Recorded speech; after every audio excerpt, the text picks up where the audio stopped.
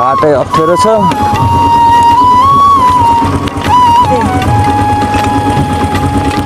ल गएँ काका म।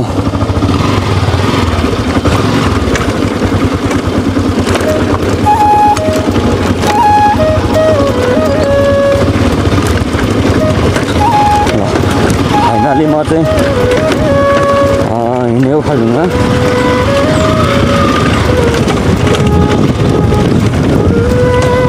गाउँको बाटो होइन, सबै बाटो उहाँसम्म पुग्दासम्म नै रामपुरसम्म नै बाटो यस्तो छ कि लास्ट डेन्जर बाटो छ।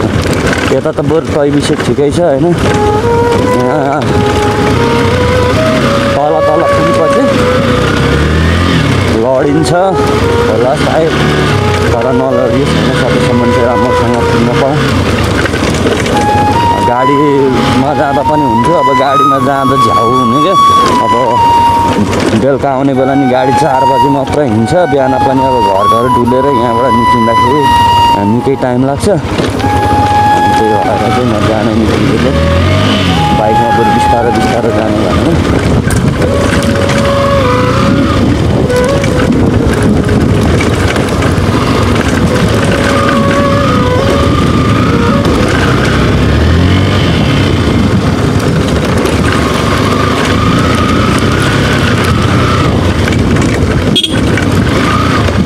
के गर्नुभयो भेना? ओखालढुङ्गा अलिकति काम छ, त्यही भएर नागरिकताहरू बनाउन।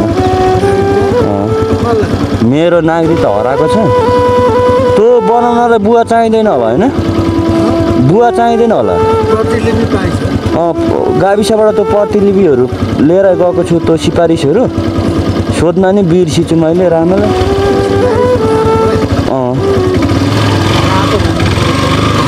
हजुर ल बनाउँछु।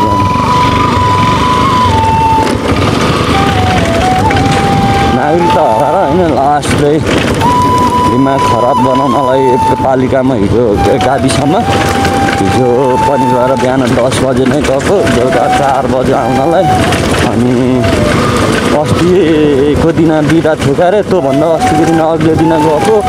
त्यो दिन पनि के मिलेन गरेर झ्याउ लागेर मैले बुढीको चाहिँ मैले बनाएँ होइन। अनि मेरो मात्र बनायो। अब कुनै बेला टाइम मिल्यो भनेको चाहिँ आएर बनाउँला भनेर। अहिले मेरो जरुरत छ होइन। अनि त्यही भएर मैले बेदर्थ चाहिँ बनायो बुढीको। अनि मेरो चाहिँ नागरिकताको सिफारिस लिएर आएको थियो। अनि त्यही नागरिकतै बनाउनको लागि म हिँडेको ओखालढुङ्गा। बाटो त धेर छैन, लगभग 50 किलोमिटर पनि छैन होला, 40 किलोमिटर होला। तर जान टाइम चाहिँ लगभग 100 किलोमिटर कुदे बराबर लाग्छ। बाटो डेन्जर छ होइन।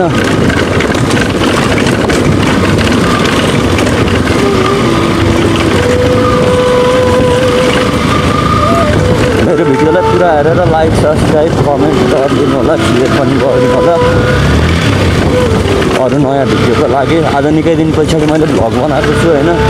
मेरो भ्लगलाई एकदम माया गरिदिनु होला है, सब्सक्राइब गरिदिनु होला सबैजनाले, ताकि मलाई पनि अर्को भिडियो बनाउन मजा लागोस्।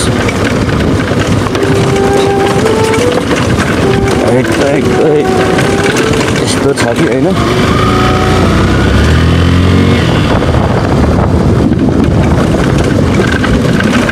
यता त बाटो एकदम राम्रै छ, ठिकै छ यतिको बाटोलाई होइन।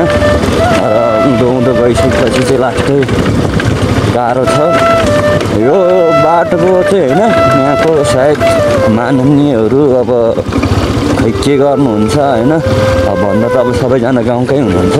अनि यो बाटो चाहिँ सायद म 3मा 4मा पढ्दाखेरि आएको हो यो ठाउँमा रोड, तर आजसम्म पिच हुन चाहिँ सकेको छैन।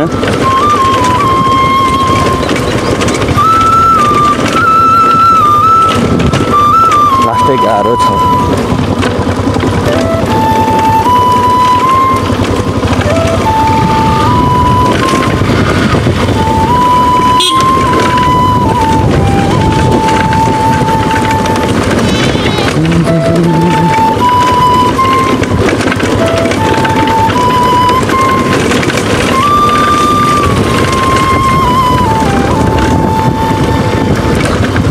मलाई त होइन आज खै कस्तो बिहान निन्द्राले छोडेको हो कि होइन म काठमाडौँबाट आएको कति दिन भइसक्यो होइन म भिडियो बनाएर हाल्छु भनेको होइन स्पेसल सरप्राइज मैले बुवा मम्मीलाई दिएको थिएँ अनि तर भिडियो बनाउँछु भन्दा भन्दै बाटो पनि यस्तो देखियो अब हामीसँग आएको अलिक गाह्रो पनि भयो मैले भिडियो बनाउनु पाएन अनि नत्र म घर आउँदाखेरि मैले घरमा कसैलाई भनेको थिएन त्यो चाहिँ सरप्राइज भन्नको कारण म घरमा आएको लगभग घरमा आएको चाहिँ 9 वर्षै भएको थियो म विदेश पनि गयो अनि विदेशबाट आएर अस्ति ठुलो बुवा बित्नु भएको थियो गाउँको अनि एक दिनको लागि आएको थिएँ 9 वर्षमा अनि आएको थिइनँ अब काम त्यस्तै हुन्छ छोडेर हिँड्नु हतपत्त मिल्दैन टाइमै मिल्दैन अनि त्यही भएर चाहिँ घरमा आउनु नपाएको हो मम्मीहरू चाहिँ टाइममा चाहिँ गइरहनुहुन्थ्यो अब कराउनुहुन्थ्यो घरमा नबसेको निकै हो भनेर कराउनुहुन्थ्यो अनि अहिले चाहिँ अनि छ अब जाम भनेर चाहिँ यसपालि चाहिँ नभनिकन आएको रिसाइरहनु भएको थियो मैले त्यो भिडियोहरू चाहिँ बनाउनै पाएन कि आउँदै राति आइयो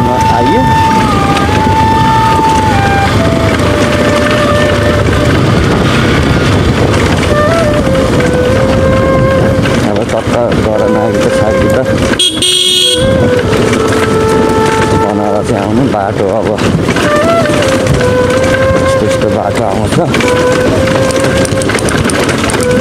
अब यहाँ तलतिरबाट फेरि भेनाजुनी जाने भन्नुभएको छ अफ रोडमा होइन पछाडि लगेर जाने भन्ने कुरो भएको छ जानु पर्छ 2 जना जानुपर्छ बोल्दै गफ गर्दै जान सजिलो हुन्छ नि त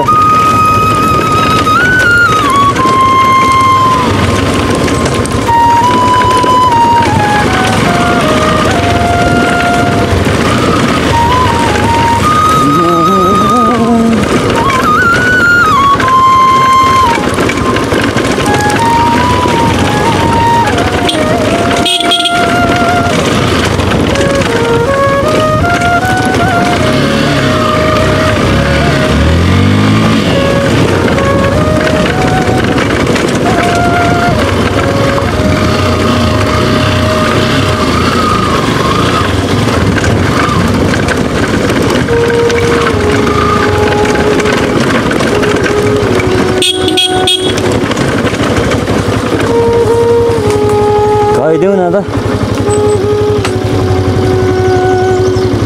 चिया खानुभयो ठुलो मम्मी ए कताबाट कसले के भन्नु कानै सुनिन झोला पछाडि नै बोकौँ न होइन ए म बोक्छु कि ठिक हुन्छ अगाडिमा कि ठिक हुन्छ मैले बोक्दै होइन ठिक छ सजिलो छ भने मैले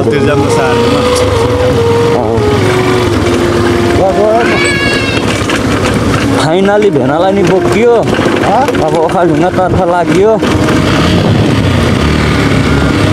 यसो गाउँको भ्लग खिच्दिउँ न भनेर क्या आज मोड चल्यो निकै दिनमा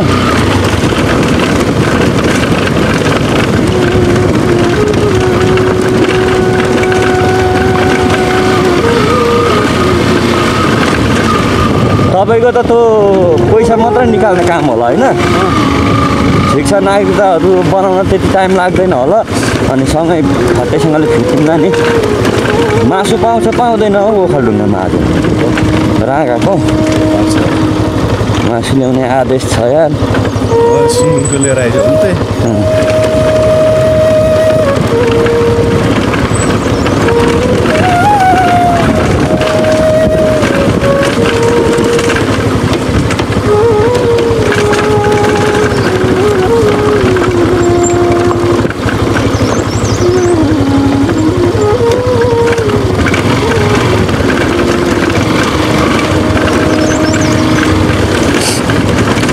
एक दुई ठाउँ चाहिँ तपाईँ झर्नु पर्छ होला सायद सोलुङ खोलामा मास्तिर त्यो ओह्रालोमा होइन अनि त्यो एउटा घुम्ती छ नि त्यो जराटारको यतापट्टि त्यहाँ चाहिँ डेन्जर लागेको क्या मलाई अस्ति आउँदा म एक्लैलाई उफार्दै झन्नै फाल्दैन